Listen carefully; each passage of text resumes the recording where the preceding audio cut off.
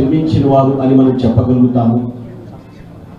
మహానేత జీవితంలో వారి యొక్క 60 ఏళ్ల జీవిత ప్రస్థానం అంతటిలో కూడా ఈ వాక్యంలో రాయబడినటువంటి 4 అద్భుతమైనటువంటి లక్షణాలు వారు కలిగి జీవించారు.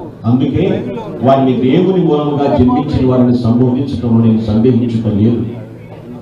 Born of God, that means దేవుని మూలముగా జన్మించుట అంటే అక్కడ మొదటి వచనంలో రాయబడి ఉన్నది, రెండవ వచనంలో కూడా కలిపొట్టున్నాడు, మనము దేవుణ్ణి ప్రేమించుచు.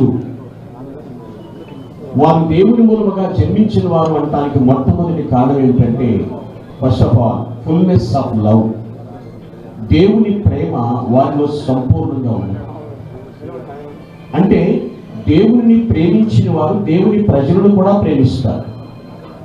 ఆ ప్రేమ ఎటువంటిదంటే దేవుడు ఎలా ప్రేమించాడో అటువంటి ప్రేమను ఆ మహానేత జీవితంలో మనం చూడగలుగుతాం.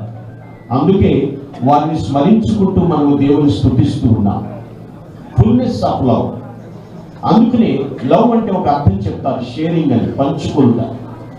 ప్రభు యొక్క ప్రేమను మనం పరిశీలిస్తే సఫరింగ్ ప్లస్ సాక్రిఫైస్ రెండు వారి జీవితంలో పుష్కలంగా ఉన్నాయి. దాన్ని పుణికిపుచ్చుకున్నారు దేవుని యొక్క కుమారుడుగా జన్మించిన డాక్టర్ వైఎస్ రాజశేఖర రెడ్డి గారు.